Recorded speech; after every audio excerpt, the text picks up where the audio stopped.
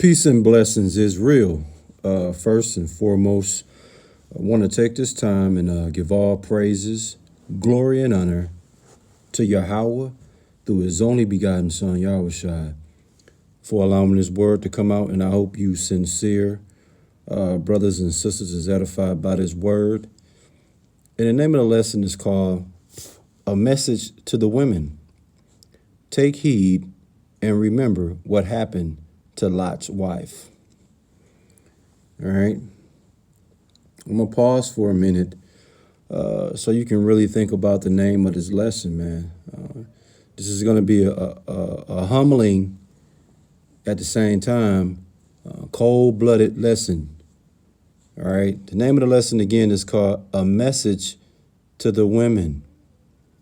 Take heed and remember what happened to Lot's wife. Now, we're going to come to you in Genesis chapter 19, all right? And those that are familiar with Genesis chapter 19 already know that it deals with Sodom and Gomorrah being destroyed, okay? So before we get into the story, all right, of what happened to Lot's wife, you women out there, man, listen. It comes a time in life, man, where you have to humble yourself. I mean, women are the proudest creatures on earth, and don't get it twisted. It's some men that are very proud too. So this lesson is not to be negative towards our women. This is just a message of humility, because when Eve did what she did pertaining to with the serpent and being, tricked into eating a fruit, okay, that set the precedent of the demise when it comes to a woman, man. Once that happened with Eve, it just opened up, it just seemed like it just opened up a floodgate of ruin when it comes to the weaker vessel, which are women. Okay. So not only after Eve did what she did, then you had Lot's wife do the unthinkable as well. So in this word, we're going to just speak about just humility, man. I mean, we all have to be humble in these days that we're living today. It's an extreme, proud, arrogant spirit amongst Israelites, amongst people in the world. And, women are very, very proud. And hey, man, I'm not here to tell you not to be proud. I'm just saying you need to think about humility. Think about being humble, man. And I'm not just saying it because it's something I want you to do. I'm saying it because the Bible has plenty of examples of why you should, think of humility. Think of being humble, man.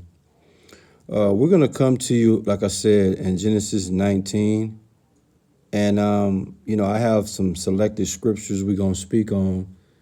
And then we're going to close this word out, man. But what you see on the screen, okay, this is a pillar of salt, a.k.a. a statue, a deceased statue, okay? This is the end result of what happened to Lot's wife, okay? This wasn't the beginning of her, but this is what the end of her looks like.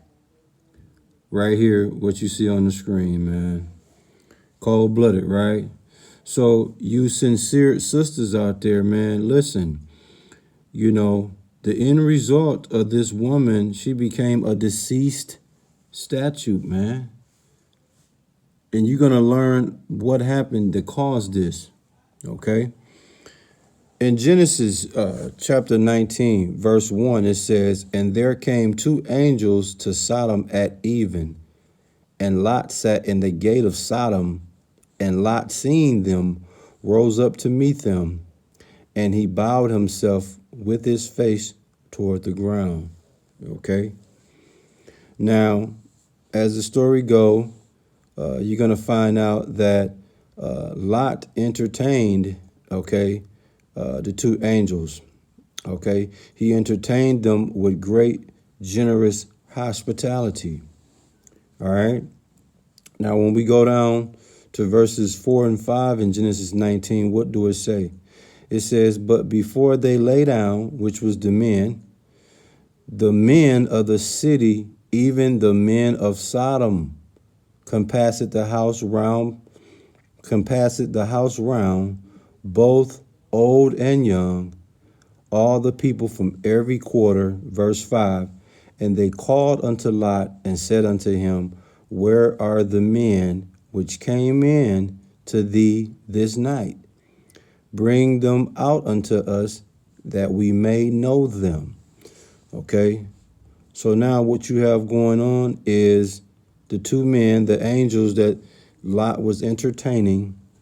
Okay, word got around town about these men were in town, and like hungry wolves, like hungry dogs, like savages, what did you have happen?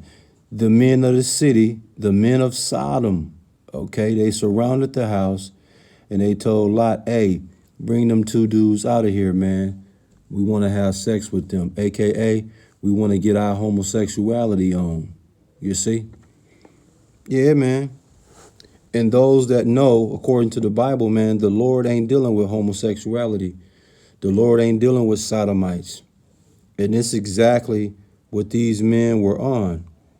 Okay? And Lot offered his daughters instead of the two men. And guess what?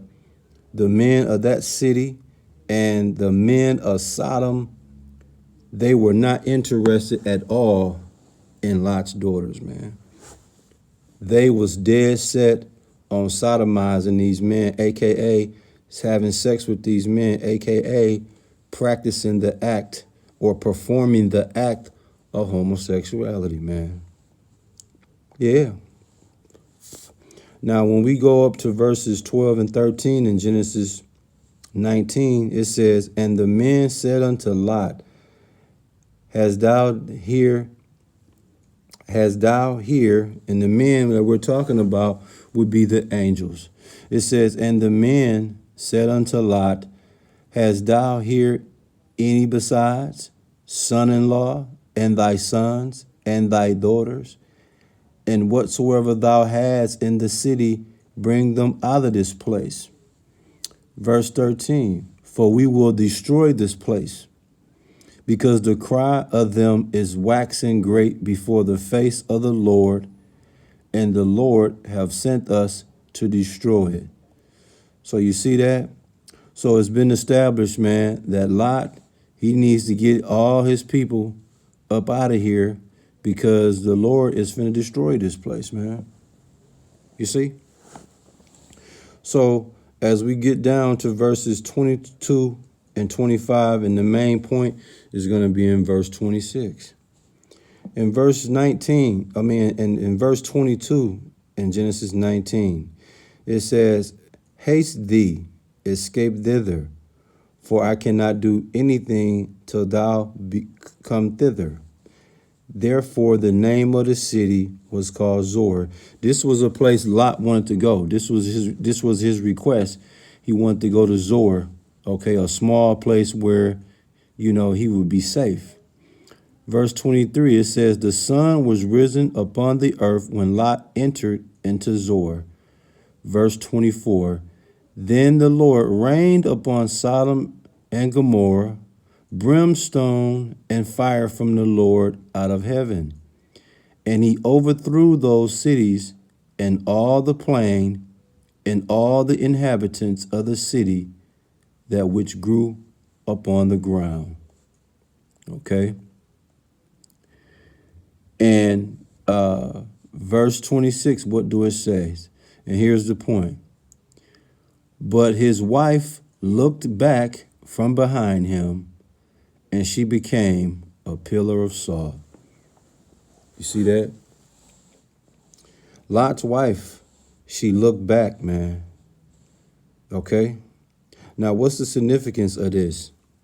See, out of unbelief, out of curiosity, through her own desire, out of rebellion, out of disobedience, okay, she had no respect, no regards for Yahweh, nor for her husband. Okay, this woman was commanded to pay attention and keep her eyes on her husband's back. And she totally had no regards for that. She looked back, man. And what happened? Verse 26, Genesis 19. But his wife, which was Lot's wife, looked back from behind him, and she became a pillar of salt, just like you see on the screen.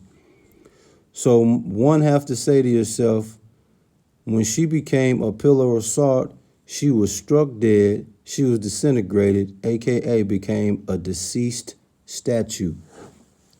Just like what you see on the screen, man. Yeah. Just like what you see on the screen. You see? So now you have to say to yourself, well, how is it that Lot's wife, she looked back from behind him and she became a pillar of salt? She became dead. How can that be? Is the Lord that cruel? Why would he do such a thing, right? Most people will ask that question. Well, the reason why the Lord did it, because he forewarned her along with her husband and kids. And we're going to prove it to you. In Genesis 19, verse 17, it says, and it came to pass, when they had brought them forth abroad, that he said, escape for thy life. Key words, listen up, y'all. Look not behind thee, neither stay thou in all the plain. Escape to the mountain, lest thou be consumed. You see that? So Lot and his wife and his daughters was instructed to do what? Look not behind thee. It says neither. First, the first thing we have to establish, it says escape for thy life. So this is the survival of the fittest mode right now. It's all about survival. Get the F out quick as possible before this pandemonium overdose happens. And the main thing he said, not only to Lot, not only to his wife and daughters, he said, look not behind thee. Verse 17, Genesis 19, he specifically said, look not behind thee. Neither stay thou in all the plain, escape to the mountain. Why? It said, lest thou be consumed, lest thou be destroyed, lest thou be snatched away. Okay? So again, Lot's wife, okay, she was commanded to pay attention and keep her eyes on her husband's back, man. But out of unbelief, out of curiosity, okay, out of her own desires, out of the spirit of rebellion and disobedience, okay, she had no respect, no regards for Yahweh nor Lot.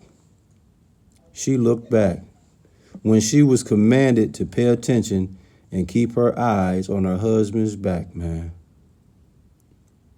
And because she looked back, she was struck dead, disintegrated, and turned into a deceased statue, man. Cold-blooded, right? What's the name of the lesson, man? A message to the women. Take heed and remember what happened to Lot's wife. Okay? And as we get ready to close out, in Luke 17 and 32, it's plain and clear. What do it say? Remember Lot's wife. See that? That's cold-blooded, man. In Luke 17:32, it says, remember Lot's wife. So you women that's out there, man, remember Lot's wife. Because it was her ignorance, it was her pride, it was stupidity, her arrogance. I mean, just you see the detriment of what she did. You see the detriment of the position that she took when she was already commanded to pay attention and keep her eyes on her husband back. Why? Because the husband was in front. Okay? He was the head, she was the ass, so to speak. Okay, he's the head, so you follow him. It almost seemed like Lot's wife wanted to be in the front and have and have Lot follow her, and have Lot keep his eyes on her, and have Lot to not look back. You see that, man? Cold-blooded game, man. Yeah, a lot of you women, man, I hope y'all take heed and remember what happened to Lot's wife. And if you don't know, look on the screen. This is symbolic to Lot's wife. She's no longer a human being, okay? She is struck dead and disintegrated into a deceased statue, man. Yeah, I hope this a sobering, humbling word of humility to you women, man. We ain't got nothing but love for you, man. So I hope you sincere sisters was edified by this word, as well as our brothers out there, man. Hey, we give all praises, glory, and honor to Yahweh through his only begotten son, Yahushua, for allowing this word to come out, man. Shalom.